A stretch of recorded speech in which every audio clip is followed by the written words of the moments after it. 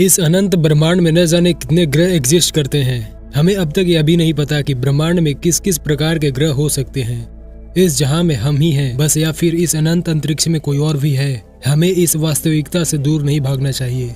सदियों से ये सवाल वैज्ञानिकों को दो खेमों में बांट देता है। वैज्ञानिक मानते हैं कि यहाँ तो हमसे भी ज्यादा उन्नत दुनियाएं हो सकती है। इनमें से कुछ का यह भी मानना है कि अगर वे चाहे तो हमें कुछ ही मिनटों में तबाह कर सकते हैं।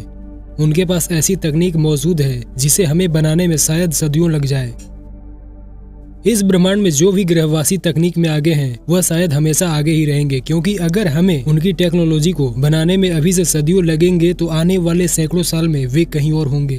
तो सवाल उठता है कि आखिर हमें इस ब्रह्मांड में उनसे बचकर रहना चाहिए या फिर अपनी मौजूदगी का संदेश उन्हें दे देना चाहिए कि हम भी हैं इस ब्रह्मांड में।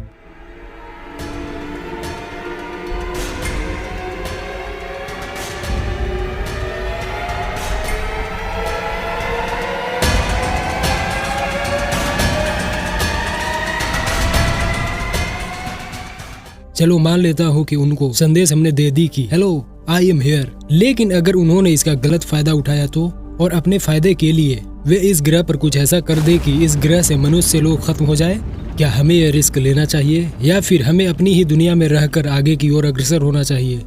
लेकिन यह एक प्लस पॉइंट आता है कि अगर वे अच्छे हुए तो हमारी तो लॉटरी लग जाएगी। जो विकास 100 या 1000 सालों में होने वाला था वह तो कुछ ही साल में हो सकता है। तो देखते हैं वास्तविकता कितनी अलग है।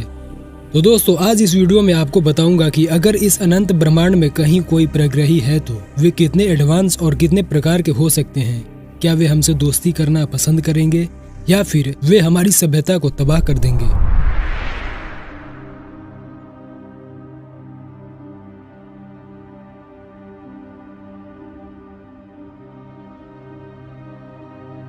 आज एलियन की दुनिया के होने पर विश्वास करना भूत होने पर विश्वास करने जैसा है, क्योंकि हमने कभी ये देखा ही नहीं। वक्त के साथ कुछ लोगों ने अपनी कहानियां बताई कि वे स्पेसशिप और एलियंस को देख चुके हैं, और कुछ लोगों ने तो यहाँ तक बताया कि उनको एलियंस अपहरण कर चुके थे। इसकी वास्तविकता कैसे जांच हो सकती है? ये घटना है तो भूतों जैसी है। वैज्ञानिक ऐसी तकनीक को विकसित कर रहे हैं जिसके द्वारा ब्रह्मांड में यह अनुमान लगाया जाता है कि इधर जीवन मौजूद है जिसे एलियन कहा जाता है, पर वे ग्रह इतने दूर हैं कि वहां पर प्रकाश को भी पहुंचने में हजारों साल लग जाते हैं।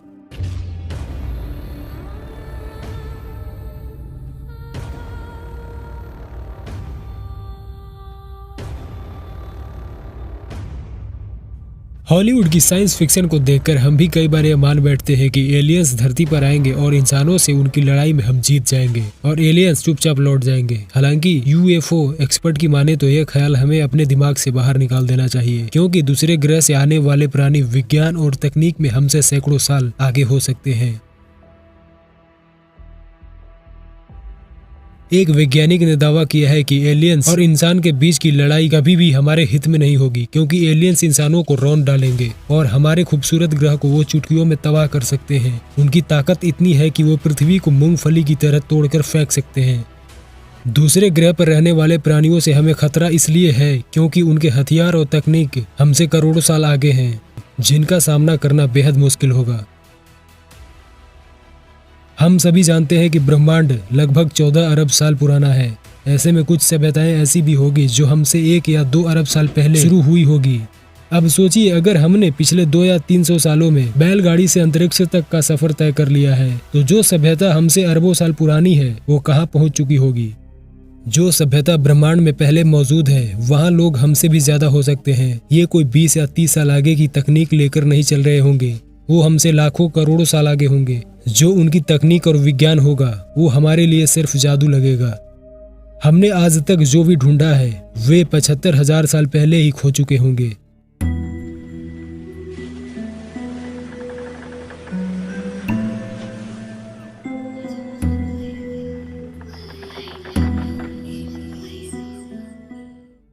हाल ही में हेना विटी नाम की एक महिला ने यूएफओ ए फंडामेंटल ट्रूथ नाम की डॉक्यूमेंट्री बनाई है, जिसमें उन्होंने कई सनसनीखेज दावे किए। हेना विटी ने बताया कि एलियंस किसी और ग्रह पर नहीं रहते, वो हमेशा से पृथ्वी पर ही थे। ये यहीं रहते हैं। देखने में ये बिल्कुल इंसानों जैसे हैं, लेकिन सिर्फ इंसान का एडवांस वर्जन है। उन्होंने ये दावे अपनी पूर्वी कलीग डॉक्टर सिरले राइट के उस बयान पर किए हैं जिसमें डॉक्टर सिरले ने दावा किया था कि उन्होंने 1947 में एलियन का इंटरव्यू लिया था। इस इंटरव्यू में जब एलियन से पूछा गया था कि वो कहाँ रहते हैं, तो जवाब दिया गया कि समुद्र में, जहां इंसान नहीं पहुंच पाया है। डेली स्टार को दिए इंटरव्यू में एना ने कहा कि एलियंस हमेशा से पृथ्वी पर ही थे, उन्हें दूसरे ग्रह पर ढूंढना बेकार है। अगर डॉक्टर सिरले सही है तो एलियंस समुद्र के अंदर से आते हैं, ना कि किसी और दूसरे ग्रह से। इस बात को नकारा इसलिए नहीं जा सकता क्योंकि सालों से इन एलियंस के कई सबूत हाथ लग चुके हैं। भले ही इन सबूतों को नकार दिया जाता है, लेकिन अगर गहराई से देखें तो इनके सबूत पृथ्वी पर ही मिले हैं, ना कि अन्य किसी ग्रह पर। ये एलियंस इंसानों का एडवांस वर्जन है। पृथ्वी की बात करें तो इंसान स्टोन एज से आज के समय तक काफी बदल गया है। यही बात समुद्र के बीच रह रहे इन एलियंस पर भी लागू होती है। हालांकि ये एलियंस इंसानों से हर मामले में एडवांस हो चुके हैं। इनकी तकनीक और इंटेलिजेंस सब कुछ वेस्ट है। एना ने अपनी डॉक्यूमेंट्री में 1947 के क्रैश पर भी चर्चा की है।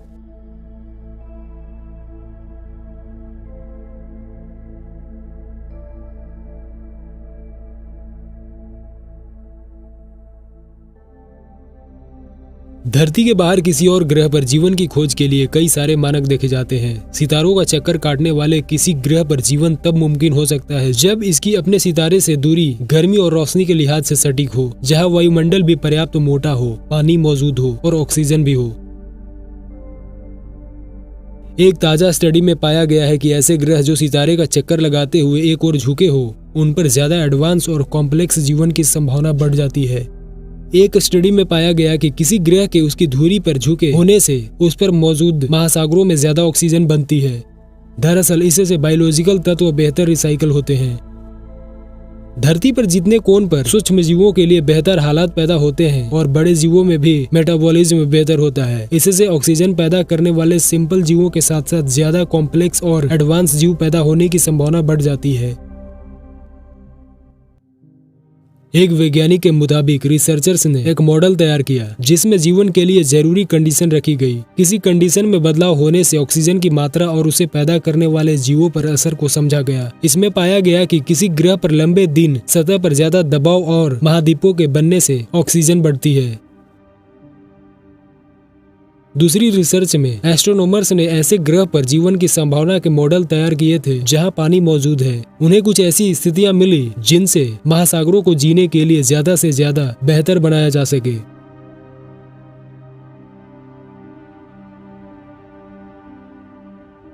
अब तक 4000 से ज्यादा एक्सोप्लैनेट की खोज की जा चुकी है। जीवन के आधार के लिए इन पर पानी होना सबसे जरूरी है और इनमें से कुछ ऐसे हैं जो जिस सितारे का चक्कर काट रहे हैं उससे इतनी दूरी पर स्थित है कि उनकी सतह पर लिक्विड रूप में पानी मौजूद है।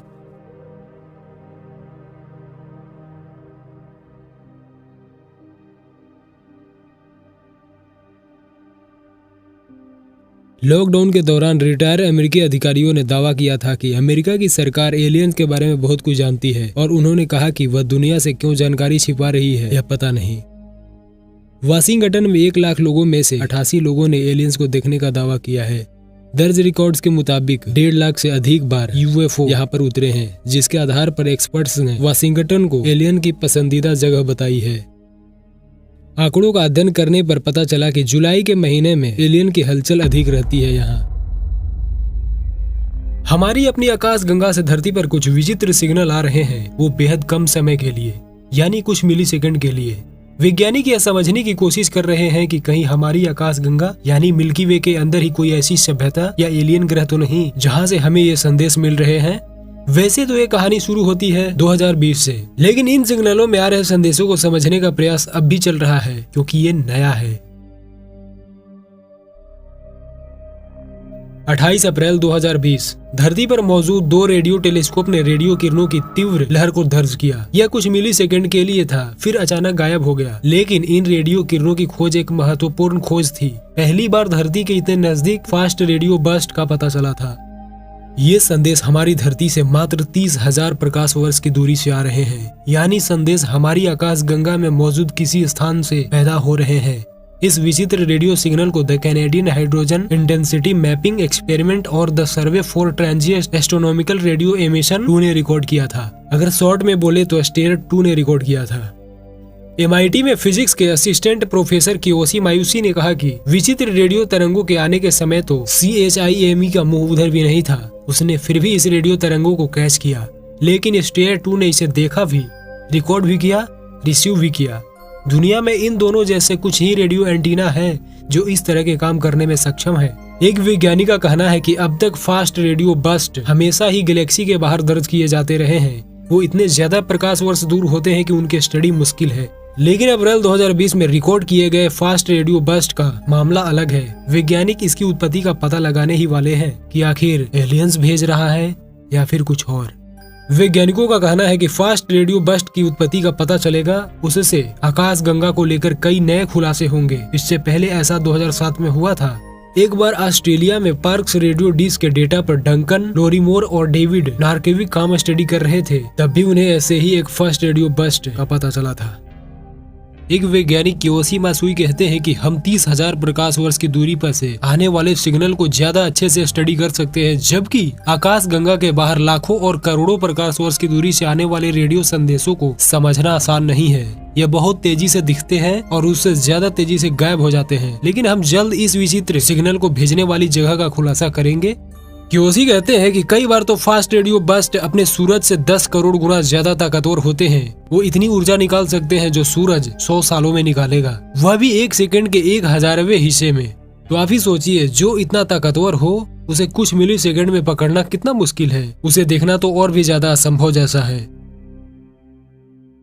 दुनिया भर के वैज्ञानिकों ने फास्ट रेडियो बस्ट को लेकर नॉलेज बैंक बना लिया है, क्योंकि हमारी आकाश गंगा के बाहर ऐसी रेडियो तरंगों का विस्फोट होता रहता है। रेडियो लाइट्स कुछ माइक्रो सेकंड से मिली सेकंड तक ही दिखते हैं। अगर सारे वैज्ञानिक इन रेडियो तरंगों को खोज में लग जाए तो पता चलेगा कि हर दिन अंतरिक्ष में ऐसे हजारों आ जा रहे हैं। हालांकि वैज्ञानिकों का कहना है कि हो सकता है कि ये किसी न्यूट्रॉन स्टार की तरफ से भेजा गया मैसेज हो, क्योंकि ये छोटे और बेहद ऊर्जावान तारे होते हैं। हालांकि ये कोई एक वजह हो सकती है, जरूरी नहीं कि ऐसा ही हुआ हो।